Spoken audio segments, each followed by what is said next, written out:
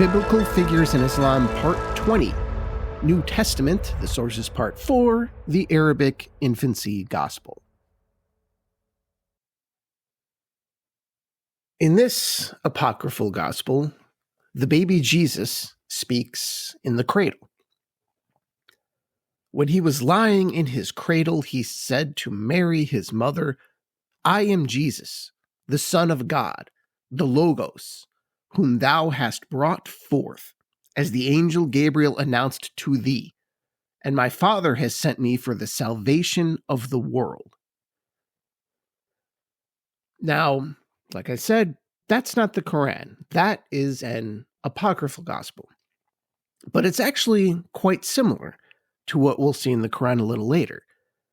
And the source is similar too, in time and place and language. It's around the year 500 to 600. And quite possibly the source region was Arabia. So here we are, at the last of the 4 apocryphal gospels that we'll be going over here. The Arabic Infancy Gospel, which is also known as the Syriac Infancy Gospel,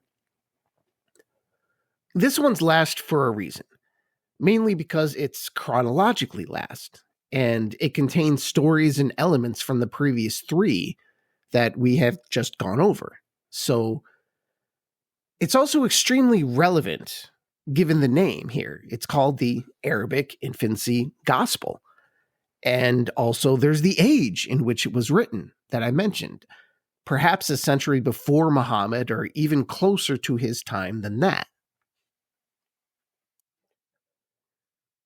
So the Arabic Infancy Gospel is also called the Syriac Infancy Gospel, which is kind of fitting given history because, for those who are familiar with this region, is there anything Syriac that has not been overshadowed by Arabic? Like, ever. Even if you know any Syriac speakers, like I have in the past, they don't just speak Syriac and English. Their first language, or maybe the first of their simultaneous first 2 languages, was Arabic.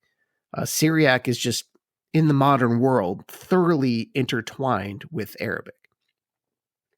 Anyway, we'll just call it the Arabic Infancy Gospel. It was probably available in both languages at the time of Muhammad, and the Arabic may have been either oral or maybe it was in the standard written version of the time, though it's the confusing and very, how do I put this nicely, the very imprecise version of the Arabic written language that existed prior to Islam. So, was it in Arabia? The source of this gospel, whoever wrote it, likely was not Arabic, but it did make its way into the language at some point. And it's something that may have been circulated among the Syriac community, probably as it made its way south, from the northern places where the most lucrative caravans often went. So, even though there is still very much we do not know about this gospel, particularly as it relates to the time of Muhammad, it's not surprising that this apocryphal gospel gets tied up often with the Quran, mainly because of the people and the language and the time and the similar region and the content being discussed. And when it comes to this gospel, there are many interesting additions to the apocryphal gospels that we have gone over so far. Of course, the one that stands out here, as I mentioned at the beginning, is Jesus speaking from the cradle. So keep that in mind. That's the important part. And we'll get to that in a bit. But first, just for those who are curious, and as we did with the others, and especially so you don't have to just read this whole thing, let me give you a short summary of the Arabic Infancy Gospel. It starts with its most well-known claim, Jesus speaking in the cradle. And then it goes into the nativity story. Now, this is the cave version of the nativity story. An old woman comes to the cave with them, and she is cured by the baby Jesus of some serious disease just because she put her hands on him. And then the Magi come, and the gospel gives Zoroaster the credit for predicting. So here you have Zoroastrianism being melded into the Judeo-Christian fabric here. They say, "Hey, Zoroaster, thank you for predicting this. This is why we came." And perhaps not coincidentally, some fire worshippers came to worship the child, but also worship a fire that they made. Which is, for those who don't know, Zoroastrianism, fire is just a really big thing in it. So Mary gave them some of Jesus's swaddling clothes, and these fire worshippers, they threw the clothes into the fire. Now, this was a custom, apparently. It wasn't a rude thing. But the clothes would not burn.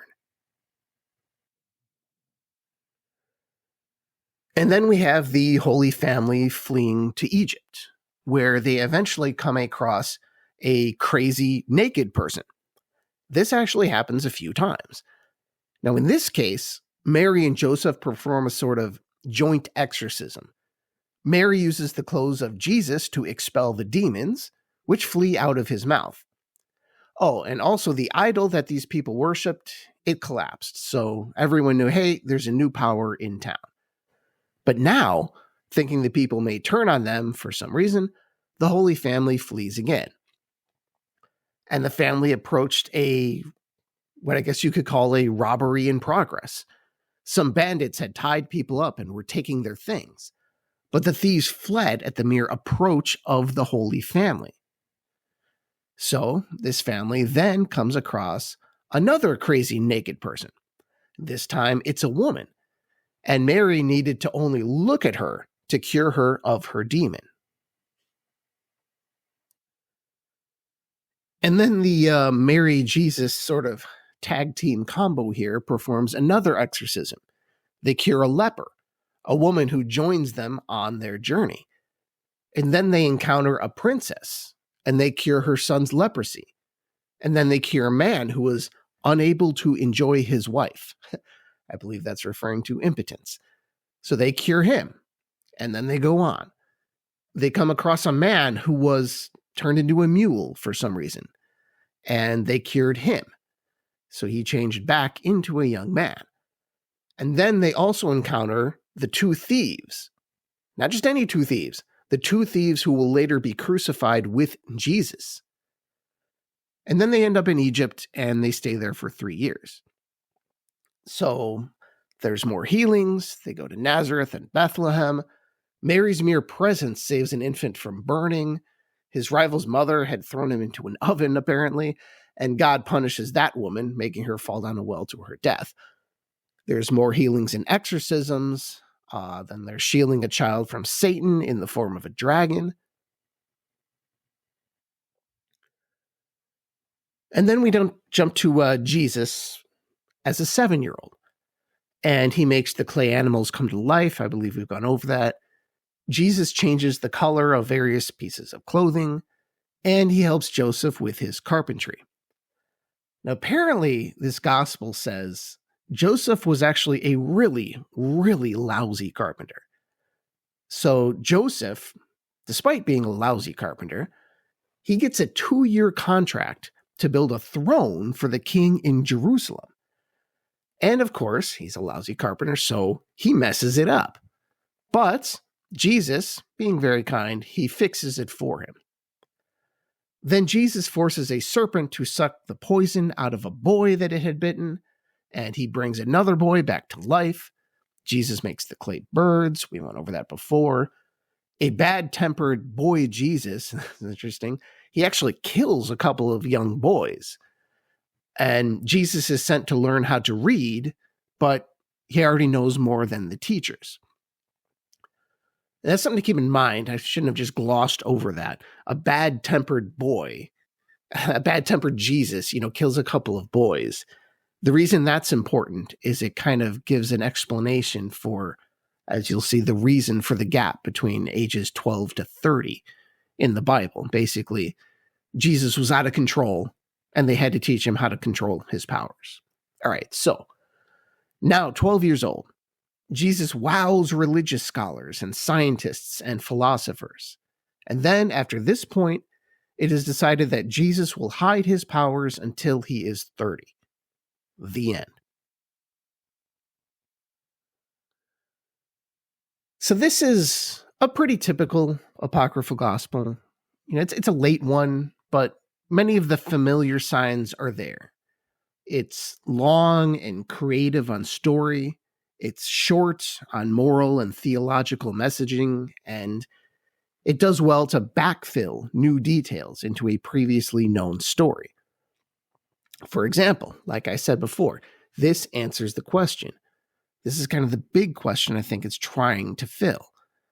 Why did Jesus basically disappear from ages 12 to 30? Well, as shown in all these things, he was drawing way too much attention, and they decided to keep his powers a secret.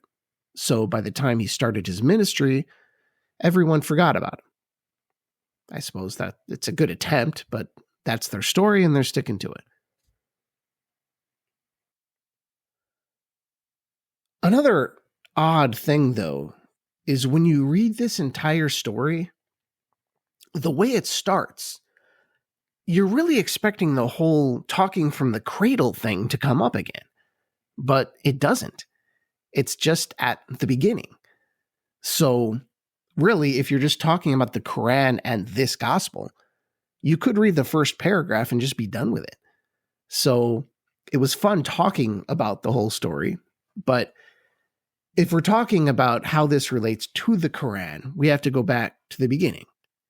That first paragraph that says, "We find what follows in the book of Joseph the high priest, who lived in the time of Christ. Some that he is Caiaphas.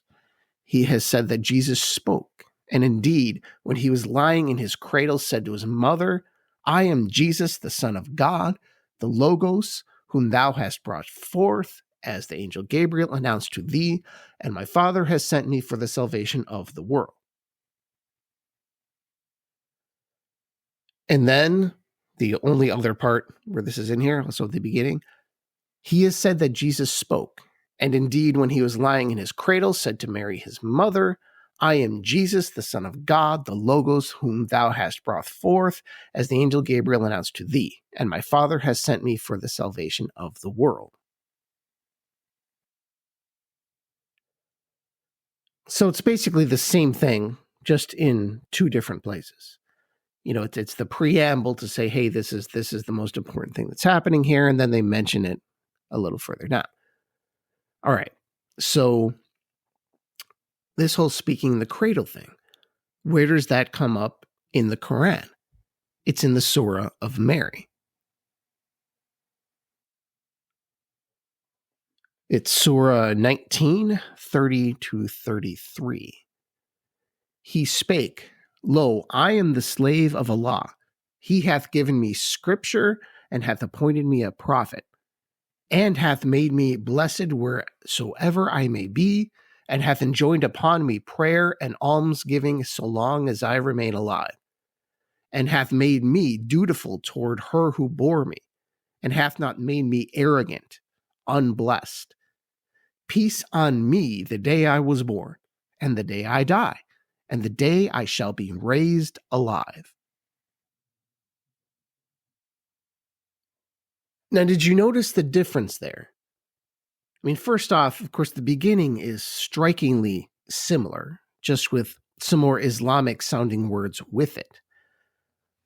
But the difference I'm talking about is it doesn't say Jesus, Son of God, the Logos. It says Jesus, the slave of Allah. It's common Arabic, common Islamic language. The simple word construction for the word slaves, the abd, ABD, that is a part of so many Muslim names, in this case, Abd Allah, Abdullah, which makes sense.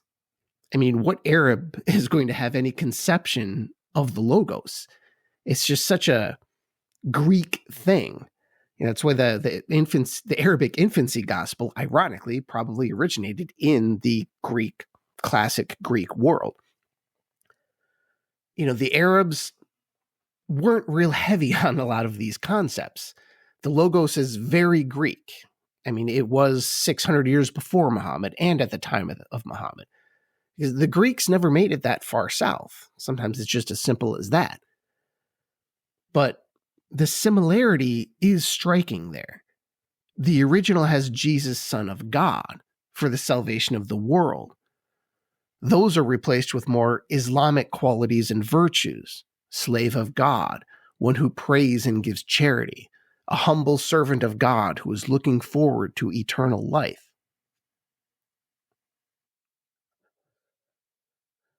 So it's similar, but really, how similar is it? At best, I can say somewhat, possibly.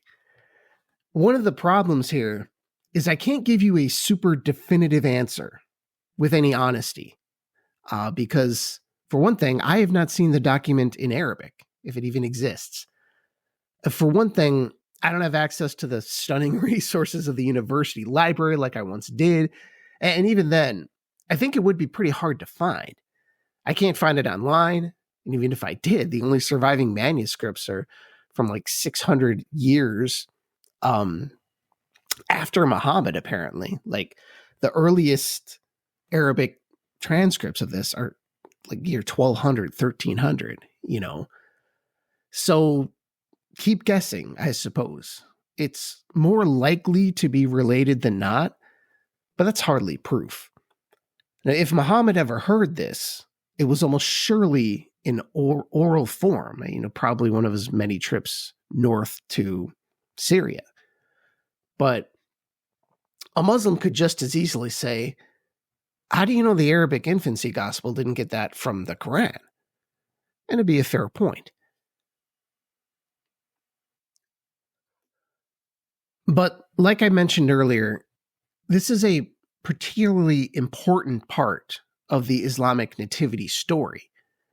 Joseph is not in the picture. I think I went over this in previous episodes, maybe.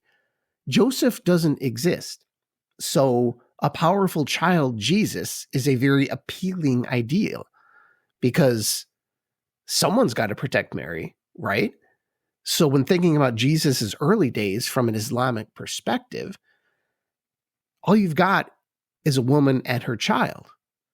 So who's going to protect Mary from this scandal of this child that just came from nowhere? Well, that would be Jesus himself. And even from a Christian perspective, I don't know exactly what made this gospel come to be, but my guess would be it was the natural desire to fill in some gaps that the gospel doesn't address. And the stories about him helping an incompetent Joseph with his carpentry are just particularly entertaining. I mean, seriously, when you read it, it almost looks like it was written to make somebody laugh in the middle of this serious document. But from a theological point of view, the real meat, the heart of religious ideas, they just aren't really there in this document. And perhaps that's why the Quran features so little from it, or if it was the other way around. Theologically speaking, there's just not a whole lot there, even though there's all these entertaining stories. Whereas the Quran is basically the direct inverse of the Arabic infancy gospel. The Quran is short on story and long on teaching. From a Quranic perspective, unless a story can be used to make a point, really, what good is it? And there's just not a whole lot for a preacher to work with in the Arabic infancy gospel.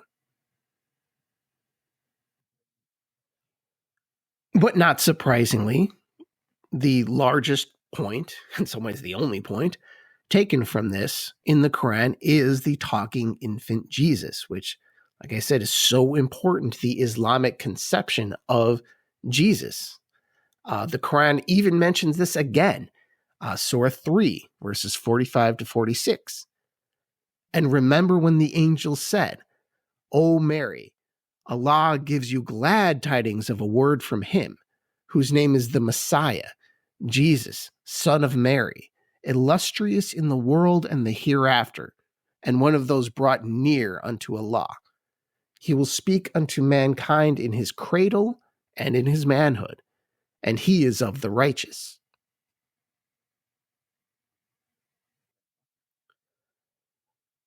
So again, Jesus and Mary alone. Joseph is not needed. Jesus is enough. Those are the two people who are special in this whole thing. So you have God's most extraordinary prophet and the son of history's most extraordinary woman, Mary and Jesus. So really, I could see how this idea would be appealing. Let's just say that if the Quran did draw from the Arabic infancy gospel, it does make sense. Here's this person so extraordinary, he could protect his mother from the beginning. And he could let people know just how special he was, even from the cradle. Thank you, and I'll talk to you next time. Insha'Allah.